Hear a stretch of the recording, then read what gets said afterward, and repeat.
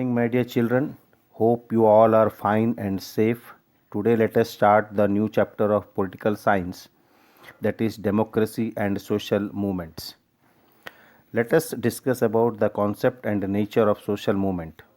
In a democratic system, the right to vote, freedom of expression, and freedom to form association is usually guaranteed to citizen by the government. But the strength of a democracy lies in finding new ways in which people can participate in governance to ensure that the government work for the welfare of all classes in society. A social movement is when a social group in any country or society gets together to fight for its demands. Our next topic is about Dongriya Kondh movement in Niamgiri.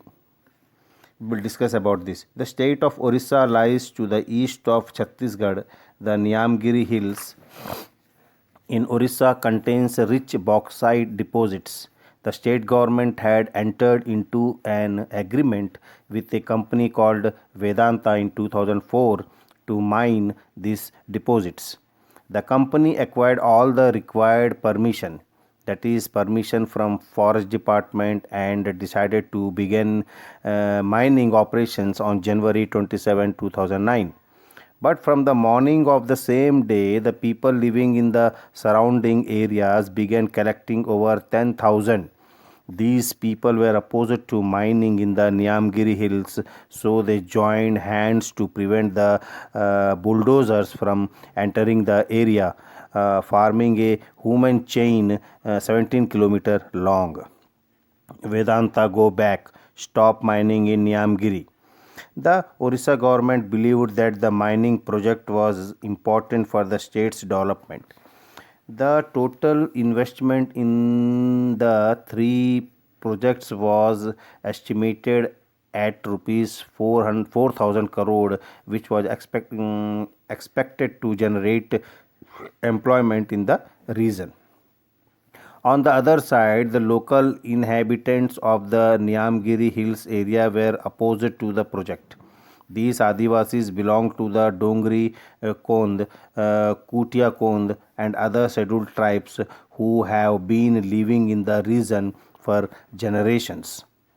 Niam Raja Pinu, who along with Darini Pinu and other gods is worshipped by the Adivasis. The Adivasis depend on the forest, wildlife, rivers, streams, forest produce, etc. for their livelihood.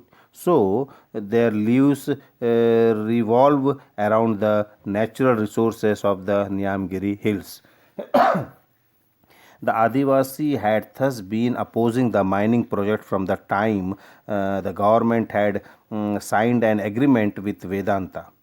They were supported by some environmental and social activities group.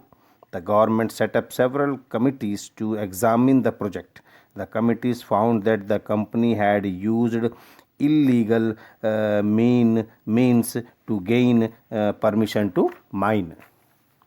A petition was filed in the Supreme Court. The Supreme Court passed an important judgment in 2013 stating that under the provision of the PISA Act, PISA Act, the 12 village panchayats in the area would have to decide whether they would permit mining operations or not. In this way, the Adivasis were able to protect the Niamgiri Hills and establish their traditional right to the area's natural resources. Now, let us discuss the topic, the struggle for the right to information. Ajmer, Bhilwara, Pali are drought prone districts in central Rajasthan. The small farmers and agriculture laborers depends on the government's famine relief work and other drought relief project to earn a living. Most of these projects are planned and implemented by the panchayats, but the villagers employed in these projects were not being paid the minimum daily wages for the work they did. The minimum wages were rupees 11 per day in 1987-88, but the men were paid rupees 7 to 8 rupees and the women only rupees 5 to 6. Frustrated, they decided to get together and launch a movement to stop this exploitation. The Mazdoor Kisan Shakti Sangathan was thus created on May 1st, 1990, under the leadership of some civil society organization. The MKSS began holding demonstrations and hunger strikes outside the government offices to demand the payment of minimum wages, but still there was no reaction from the government. The MKSS decided to follow up the cases of 12 laborers from one village working on a panchayat project. At the end of each day, it measured how much work each labor had done and kept a record for the entire project period. But even after providing this evidence, the laborers were not paid the full wages. After the successful struggle, the daily workers began maintaining a record of their daily work. The register in which the government maintained a daily record of the work done is called the master roll. They found that the local government officials were manipulating the records to underpay them for the work they did. They also found many other corruption practices. Now we discuss the public hearing, that is Jan Sunwai. The workers realized that this was not just a matter of underpayment but of corruption in the government system. They realized that they were getting lower payment even though the government had released the entire fund for the panchayat project.